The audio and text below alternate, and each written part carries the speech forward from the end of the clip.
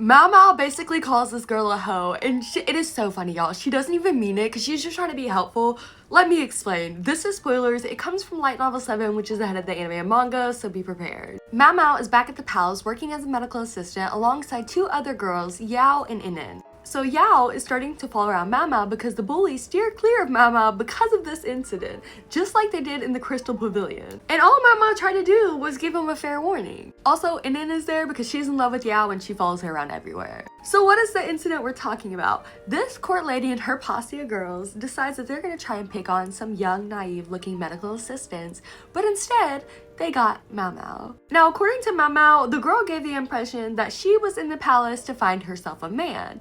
And she also noticed that every single meal, the girl had a different partner to eat with. These are just observations that Maomao has been making. Maomao even thinks to herself, it's almost as if this woman takes pride in being of easy virtue. And when the woman approached Maomao, Maomao also notices that this woman has a rash on her mouth.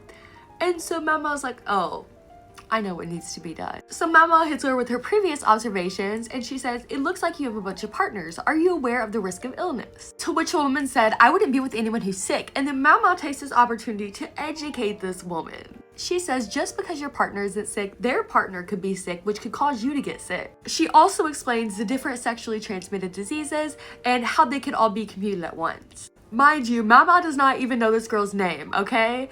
And she goes, well, do you have any symptoms? Have you been feeling tired? Have you had any swelling or bleeding in your private parts? And she continues with this line of questioning, and the woman is growing paler and paler by the second.